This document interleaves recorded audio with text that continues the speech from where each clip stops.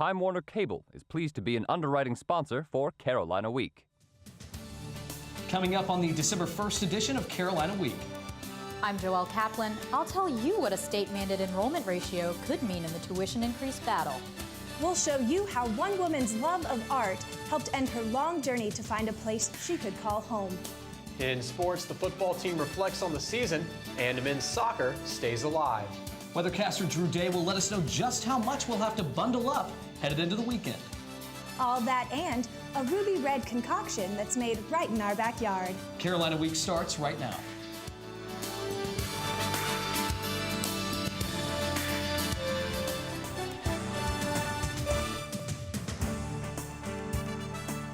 From the James F. Goodman Studio in the School of Journalism and Mass Communication at the University of North Carolina at Chapel Hill, connecting campus and community, this is Carolina Week. The current budget crisis has us facing the 5th tuition increase in as many years. Good evening, I'm Megan Cassell. And I'm Eddie Sykes. Thank you for joining us. Some are now asking, should administrators raise tuition to balance the books or admit to more tuition-paying students? Now, Joelle Kaplan joins us live in the studio. Joelle, what are the numbers showing us? Eddie, two numbers that are very important are 82 and 18. There's a cap on out-of-state admission, meaning UNC is prohibited from allowing more than 18% of any incoming class to be out-of-state students, even though those students pay significantly more tuition than in-state students do. Student body president Hogan Medlin doesn't have to worry about the cap because he's from North Carolina. But even he's unsure where the limit came from in the first place. It seems somewhat arbitrary, but at the same time, I'm sure someone knew what they were doing when they instigated it. Again, this is a long time policy of the university. It's not something that's new. Out-of-state admission was first capped at 15% in 1946 for the UNC system. After 4 decades of this loosely enforced limit, former system president William Friday was the one who proposed the strict 18% cap in 1985. That cap still applies today, and Senior Associate Director of Admissions Barbara Polk says it's not the only factor making it harder for out-of-staters to get in. We've had more out-of-state applicants than we've had in-state applicants. So because of the way the numbers work, it is easier, if you will, for North Carolinians to be admitted. But the issue for UNC now goes beyond competitiveness and diversity. The university has a $3.5 billion hole in its budget. Because an out-of-state student pays almost 5 times the tuition of a North Carolinian, many are suggesting that the university raise the non-resident admission cap. Consider the University of Virginia, widely viewed as the school most comparable to UNC. UVA doesn't limit admission for non-residents, and the in-state to out-of-state ratio is currently 72 to 28. If this ratio applied to Carolina students, the university would be making almost $35 million more in tuition each year. By comparison, the recently approved 6.5% tuition increase is expected to increase revenue by only about $15 million. Medlin knows more non-residents mean more money, but he doesn't foresee a change in the policy.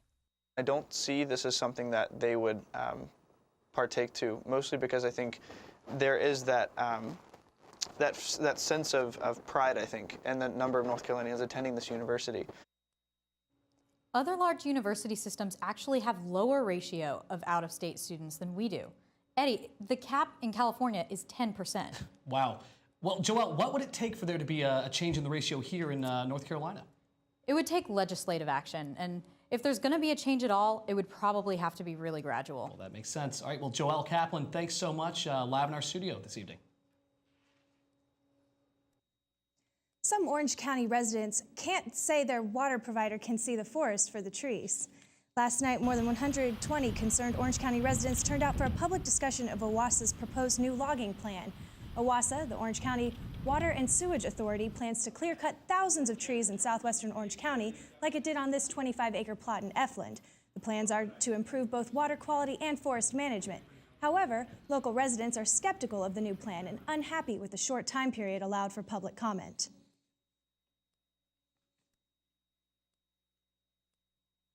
Ask your neighbor. OWASA has repeated a second mistake by trying to convert a very complicated and long-planned process that you've been apparently undergoing for a year into a 2-week public comment period.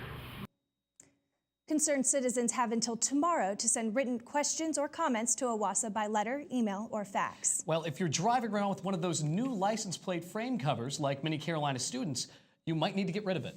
The license plate cover law is one of many that went into effect today, and lawmakers might wonder whether you are kind.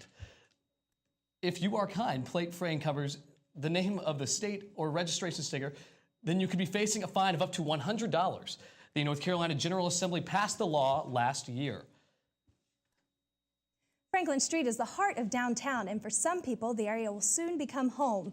City officials have approved construction for 140 West Franklin to begin December 15th. The area that's currently parking lot 5 on the corner of Franklin and Church Streets will become this, a plaza that contains 140 homes, retail space, and a 2-story parking deck for residents. The plan for the project also includes public parking, but people in Chapel Hill might have to pay more for the few spaces available. The director of the project told the Chapel Hill Town Council that at current rates, parking revenue from the new project wouldn't cover the cost of paving a new parking lot for the development. There is some good news, though. Parking is always free on Sundays in downtown Chapel Hill, and for the entire month of December, the town is offering limited free parking on Saturdays. The lots include all of the municipal lots, the Wallace parking deck, and all parking meters. But be careful, because after 5 p.m., the Wallace deck and the Rosemary Columbia lots will begin charging their normal rates, which range from $1 to almost $2 per hour. Well, a local group that helps homeless people also helps people struggling in other ways, such as a woman who, as a refugee, found herself with no sense of belonging in a new country. Reporter Alessandra Press has her story. Hermida Shikoza is a refugee from Albania, a communist country that has eliminated many freedoms, including religion. Our parents baptized my brother and I while we were sleeping, in fear of if we went to school, we would tell our teacher and then they would go to prison.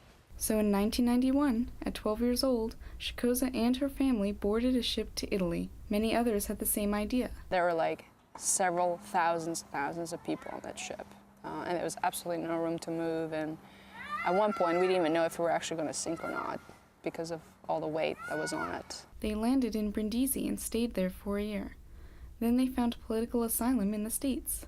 Constant travel has created a sense of emotional homelessness. You feel like you're completely vulnerable when you have nothing. I mean, we left with not a picture, with nothing. Personally, I've been stuck between two cultures, so how do I go forward?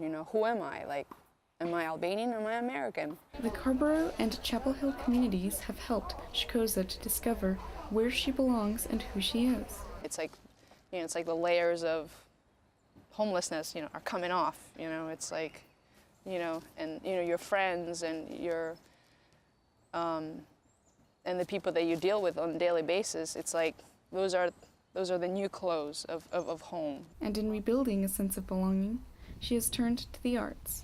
Design, paint, and poetry. I think arts are like comfort food. When you're sad or when you're going through some stuff, you try to eat cookies or chips or drink a beer or whatever that helps you get through that moment. And for me, art is the same way. Shikoza has taken her artistic tendencies a step further by sharing her story in a production sponsored by Hidden Voices, a local nonprofit seeking to empower underrepresented populations. That's helping her discover who she is. In Chapel Hill, I'm Alexandra Press, Carolina Week. Well, Hidden Voices hopes to continue connecting diverse communities through storytelling. There are a few different kinds of body fat tests that attach numbers to how physically fit people are. Coming up, we'll tell you why you might not want to put all your faith in the numbers.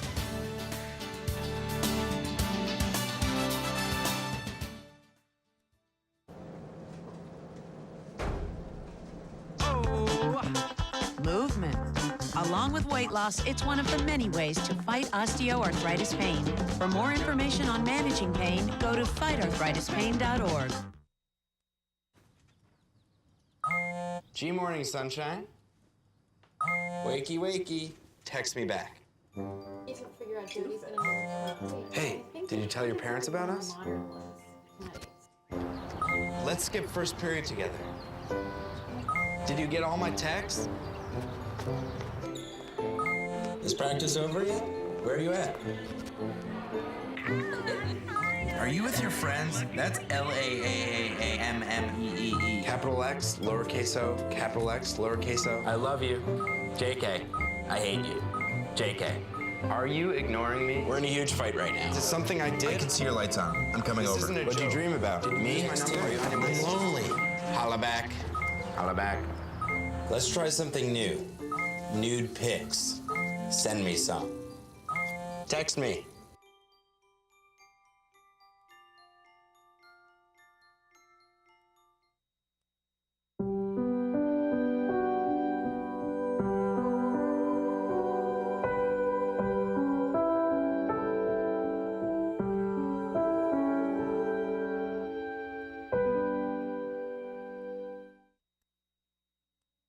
It's pretty common for college students to work out regularly trying to look fit and attractive. Claudia Rupsich joins us live in the studio. Claudia, the scale isn't always kind, even for workoutaholics. It's true, Megan, and there are other ways to determine if your weight is where it should be. I followed a UNC student through a series of measurements, some more accurate than others. Let's take a look. Kirsty Castanera has been an athlete almost all her life. At UNC, she plays intramural soccer and works out at least 3 times a week.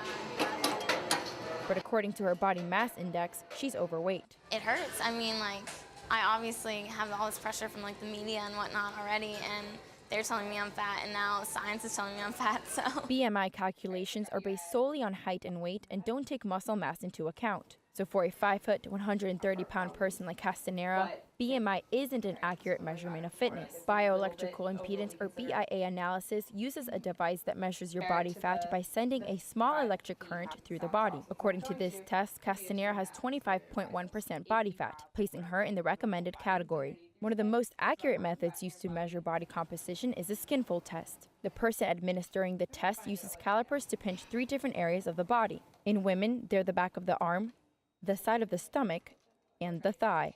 The computer takes an average of the 3 numbers to come up with the percent of body fat. This test showed Castanera with 28.7% body fat, still within the recommended category.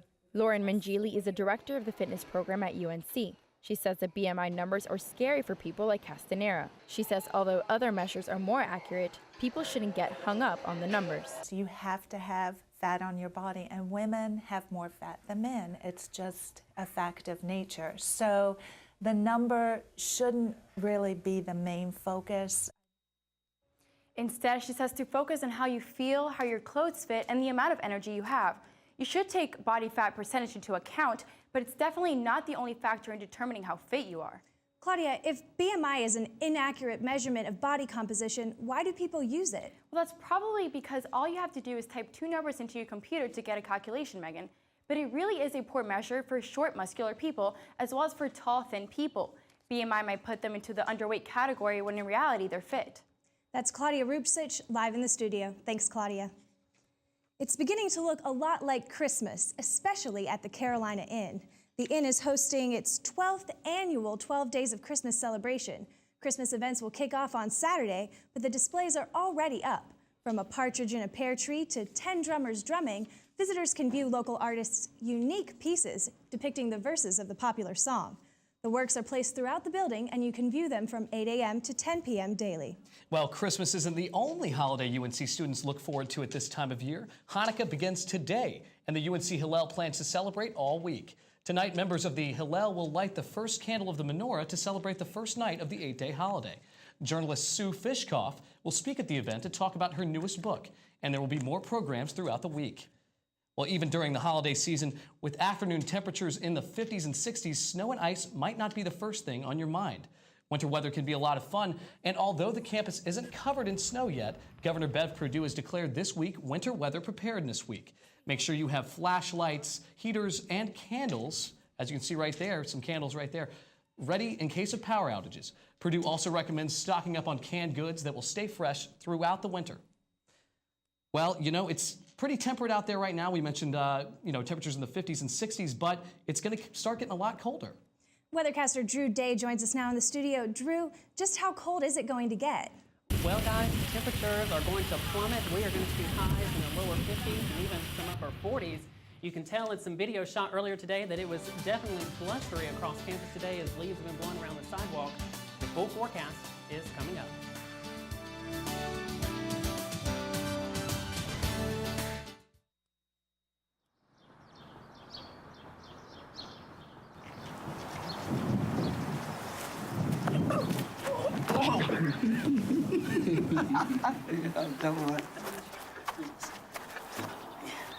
How you feel? How you feel? I'm feeling good. Spin me, spin me. Gotcha.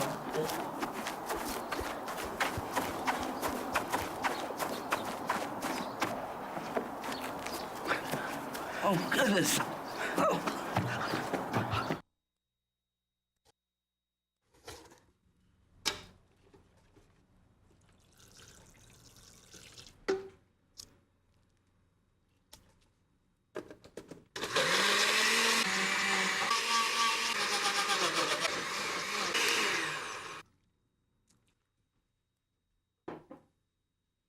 The smallest moments can have the biggest impact on a child's life.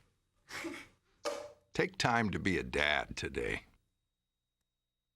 Yo, check out this chef, right? Right? That's so gay. That's really gay. Dude, look at those hands. Please don't say that. What? Don't say that something is gay when you mean that something is dumb or stupid. It's insulting. It's like if I thought this pepper shaker was stupid and I said, man, this pepper shaker is so 16-year-old boy with a cheesy mustache. Just saying. When you say that's so gay, do you realize what you say? Knock it off.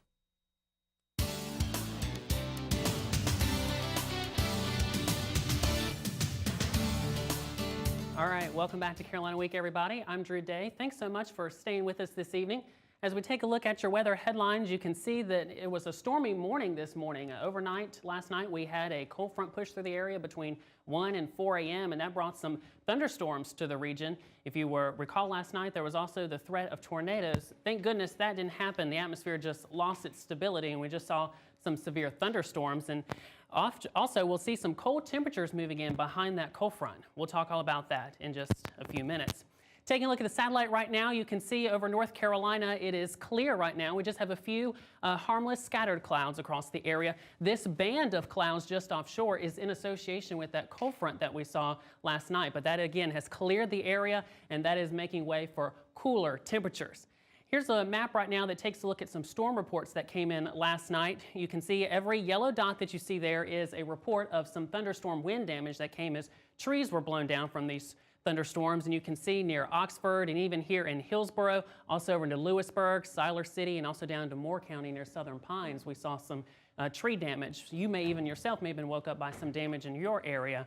And so, again, you may be cleaning up tomorrow from those trees that were knocked over. So tomorrow will be nice for it. We had this high pressure system currently sitting over the area. Again, there's that cold front that passed through last night sitting just offshore.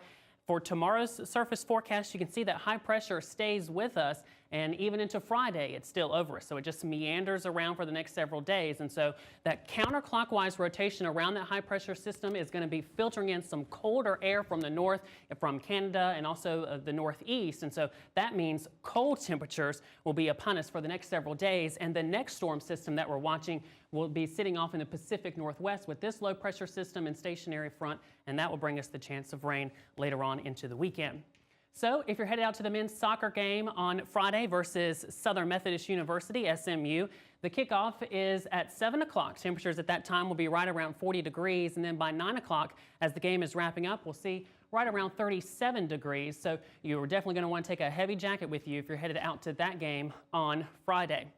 So overnight tonight, temperatures will be dropping back down into the upper 20s across the area. 28 degrees is what we're looking for tonight. Clear skies, and again, very cold across the area. For tomorrow, it'll be sunny and chilly with a high right around 50 degrees, and then breaking tomorrow down by 8 a.m., 32, by 12 o'clock, 44, and then by 8 o'clock, we'll be seeing 36 degrees. So the clouds will be on the increase tomorrow, so be aware of that. And as we take a look at the 5-day forecast, you can see for tomorrow, again, 50 degrees, 53 for Friday, but look at that, upper 40s, 49 for both Saturday and Sunday. So it's going to be cold for the next several days. I'm looking forward to those colder temperatures, absolutely. All right, thank you. All right, Drew, thanks so much. Well, you know what? Colder weather absolutely means that flu season is here, and the CDC recommends that everyone who's 6 months of age or older get vaccinated to prevent the virus. Campus Health Services is offering flu vaccinations until December 9th in Lenore Hall from 8 a.m. until 1 p.m. Now, walk-in appointments are allowed, and students should bring their UNC One cards and proof of insurance. Now, if your insurance doesn't cover the cost, there is still a $25 fee for the shot. Sportscaster Justin Page joins us now in the studio. Justin, it looks like tuition isn't the only thing increasing these days. Yeah, you know, it looks like the cost of athletics, is that what you're going to tell us? A little bit more? No, absolutely, Eddie. I mean, as fans flock out to Kenan Stadium and the Smith Center, I bet they never really think about how much it costs to run the program. So today in sports, coming up after the break, we'll take a critical look at the rising costs of college athletics.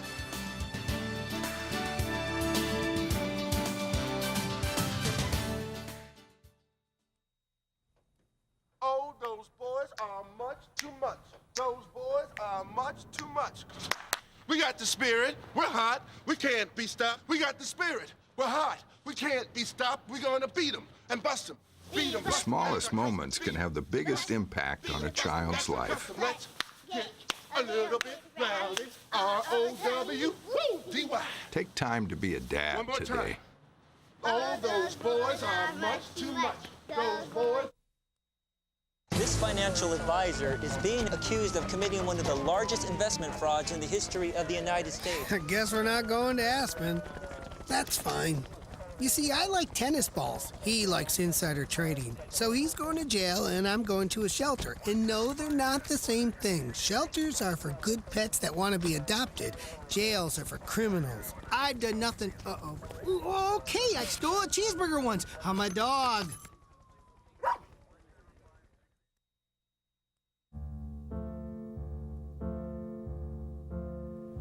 There's a monster in my bathtub.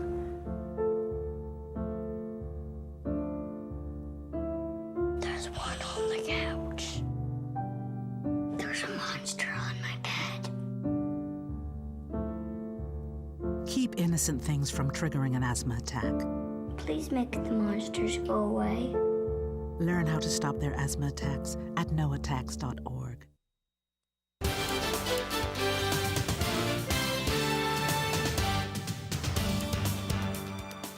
Welcome to Carolina Week Sports. I'm Justin Page. The UNC football team is awaiting its bowl bid after the Heels win against Duke to end the regular season. The Tar Heels guaranteed themselves a winning season with a 24-19 victory against their arch-rival Blue Devils. Carolina improved its record to 7-5, and with a win in a bowl game, will finish with the same record they've had each of the past 2 seasons. Who could have guessed that back in September? The latest bowl projections have UNC taking on Tennessee in the Music City Bowl in Nashville, Tennessee. And although the NCAA investigations have made this season a tough one for the Tar Heels, the players couldn't help but take pride in what they've accomplished. I mean, it feels good just to be volumes about the type of team that we are and the type of players that we have on this team. I mean, no matter what, we just prayed and stuck in there and just kept listening to the coaches, and we did what we could. Now, the NCAA investigations into the football team have caused some to reconsider the role of college athletics. And although the debate centers on academic misconduct and contact with agents, one issue might pose an even bigger threat to the university. Jarrett Rodriguez is a member of the UNC fencing team and, like many athletes, enjoys benefits not available to the average student. Really appreciate the support from the university, whether it be at the Carolina Leadership Academy through prior to registration. They really have taken the time to make our student athletes able to succeed both on the field and off it. Those benefits are one of the many costs of operating UNC's 28 varsity teams. But despite those teams bringing in more than $67 million last year, UNC's athletics program struggled to break even, reporting only a $238,000 profit. That small surplus reflects the program's enormous costs, a common problem for colleges and universities across the country. College sports really are out of control. Former UNC system president William Friday is the founding co-chair of the Knight Commission, a group dedicated to reforming college athletics. Friday says the potential revenues of big-time college sports have caused universities to spend millions of dollars on new facilities and coaches' salaries, creating a system Friday believes is unsustainable. I don't think Some college administrators have really exercised control over their athletic departments. Just let them run. And universities continue to run up deficits. An NCAA report shows that out of the 120 programs that participate in the Football Bowl subdivision, only 14 reported positive revenues in 2009. And in the face of the economy and UNC's own $85 million investment into Kenan Stadium's Blue Zone, those figures are making some on campus uneasy. Deficits have even caused some schools to shut down non-revenue programs. And although Rodriguez says that's unlikely at UNC, he knows that cuts are possible if the athletics program sinks into the red. If it were to come down to it, I'd willfully acknowledge that fencing would probably be one of the first to go. And once a program gets cut, there's almost no precedent for a university bringing it back. Now, we do want to stress that here at Carolina, we're not in danger of losing any of our teams. However, all universities will need to keep a better eye on the bottom line moving forward. In men's basketball, the Tar Heels are now 4-3 after dropping the ball against Illinois last night. The Heels kept it close for most of the first half, looking much better in the paint and on the drive than they have so far this season. But Illinois was on fire from three-point range, shooting 67%. And the Heels couldn't shut down guard Dimitri McCamey. He went 3 for 4 from downtown. The Heels struggled early in the second half. Illinois came out to rock the rim right there, and UNC just couldn't keep up. The Heels had 18 turnovers on the night, and Illinois took full advantage of the loose balls. The Heels will try to keep their record above 500 against Kentucky on Saturday. UNC men's soccer is getting ready for its next game in the NCAA tournament. The Heels escaped Michigan State on penalty kicks and a nail-biter on Sunday and advanced to the quarterfinals. There you see the bracket right there. They'll host Southern Methodist on Friday night at 7, and if the Heels can pull out a win, they'll advance to the College Cup in Santa Barbara and will take on either Louisville or UCLA. One other note, volleyball team also in action this weekend, NCAA tournament out in California. We wish all of our teams the best of luck. Yeah, I mean, everybody's seasons are wrapping up, so looking forward to the winter months. Most Thanks, definitely. Justin. So, Eddie, what's your favorite soda? Megan, that's a tough question, but I guess if you make me answer, it's going to have to be Mountain Dew. I love Mountain Dew. Well, perhaps you'd have a new favorite if you tried a cherry soda that's made right here in North Carolina.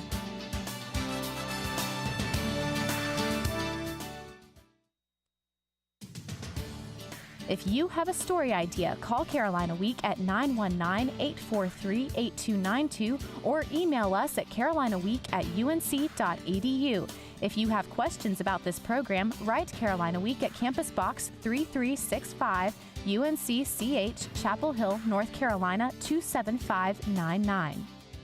Be sure to check out Carolina Week and Carolina Connection online at carolinaweek.org.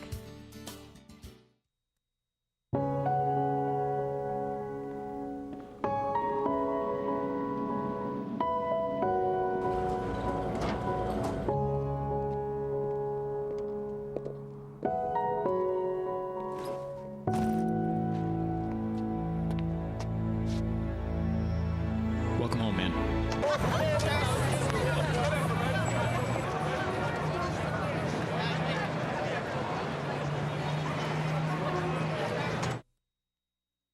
You've probably heard of North Carolina's very own soda, Cheerwine. Well, our colleagues at reesenews.org take us inside the history and culture of the Burgundy Brew.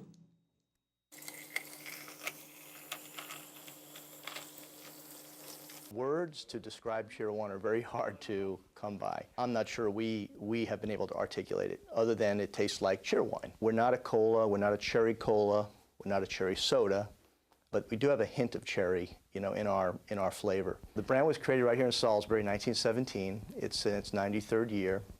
We believe we're the last soft drink company in America still run by the same family for over 90 years, fourth generation management, soon to be fifth. So that makes sort of the backstory of this brand very, very special to people. The name comes from sort of two legends, if you will. One is Cheerwine was birthed back in a time when soft drinks were being invented and created, and so beer became root beer, ale became ginger ale, and wine became Cheerwine. So the wine comes from the color burgundy. The cheer is probably a component of cherry, but also probably how it makes you feel when you drink it. It makes you feel cheery. I think as difficult as things might become for people, they've always got a little loose change for a little taste of home.